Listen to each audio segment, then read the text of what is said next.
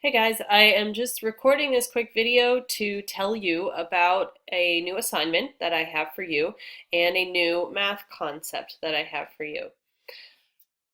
So this concept is something that I think when I learned about this, which was only about 3 years ago, it was really pretty life-changing. It really, made me think about how to spend my time. And before I get too far into that, let me give you an introduction to what this is all about. So the 80-20 principle is this. There was this economist in Italy called Vilfredo Paredo who noted that 80% of Italy's land was owned by 20% of the people, and also that 80% of the wealth in Italy was owned by 20% of the people. He also observed that 80% of the peas in his garden came from 20% of his plants.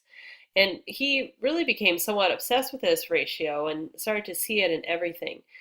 And the general rule states that 80% of the results in any situation are determined by 20% of the causes.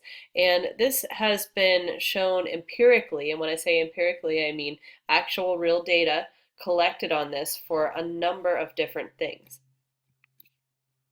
So you remember normal distributions, right, from the beginning of this year. So normal distributions, as you recall, describe a large number of natural phenomena where most of the data, and it doesn't have to be natural phenomena, man-made too, where most of the data are close to the mean, and there are fewer and fewer as you move away from the mean in either direction. So you remember that it's a bell-shaped curve, the mean there in the middle, because what is on the y-axis there is relative frequency. So most of your data are in that tall part, and there is less data or fewer and fewer data points out towards the tails. So some examples of that would include birth weight, battery lives of cell phones, SAT scores, blood pressure measurement, tree diameters, and so on and so on. So if you imagine birth weight, most babies that are born are around some kind of central weight, and then there's going to be some that are on the low extreme and the high extreme. But there are other kinds of distributions. Not all distributions are normal distributions. This distribution and this principle that we're talking about follows from a Pareto distribution. So the distribution was come up with by the same guy. And again, here's just a graphic of it. So you can see obviously that the red part is a line. That's what it would be like if all of your effort contributed equally to your results. But in reality, it is more like um, that curved looking distribution there. And you can see where it says, sorry about that, you can see where it says here, 20% of the effort that's on the x-axis account for 80% of the results here on the y-axis.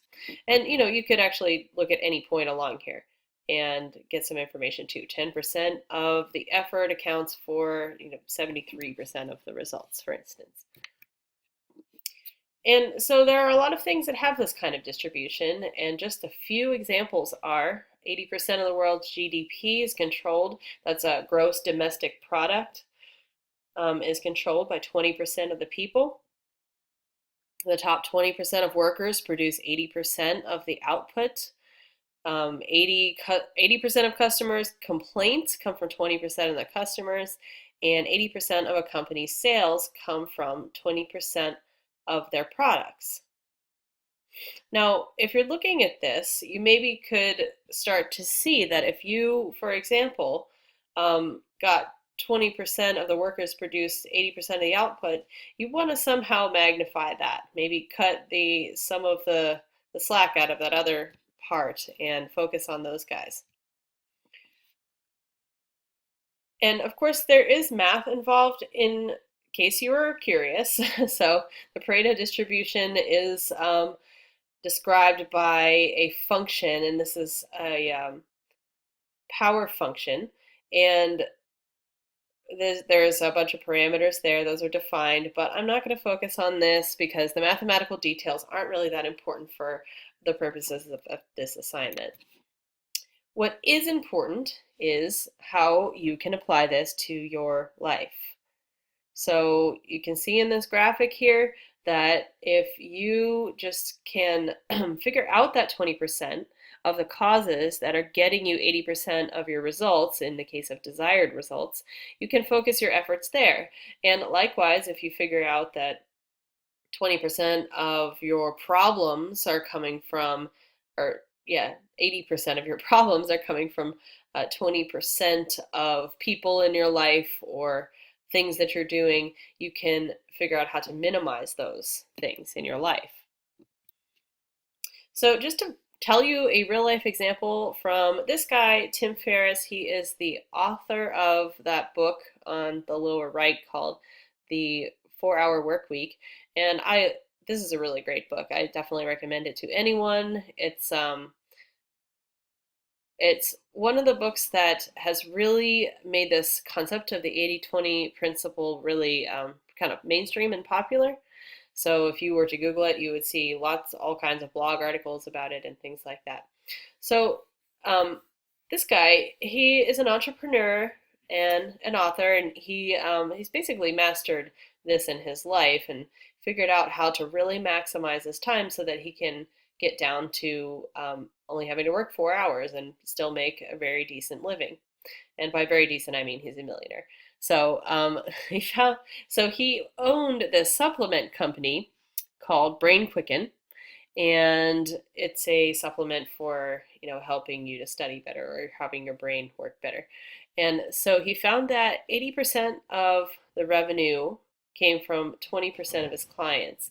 And so his action was to focus on providing excellent service to those clients. And, as you can imagine, his clients would be like supplement retail stores like GMC or something like that. So he was going to focus on those guys. And then he also found that 80% of his frustration and headaches came from 20% of his clients. So it can kind of go back the other way in the case of frustrations. And so what do you do about that? Well, he just fired them. He just said, you know what, I'm sorry, but I just don't want to do business with you anymore. And that was that. So there, like that, he just cut out 80% of his frustrations from his life. And the results of taking himself out of that position and the results of doing all these actions is, of course, that he had much higher revenues. His company really grew and took off.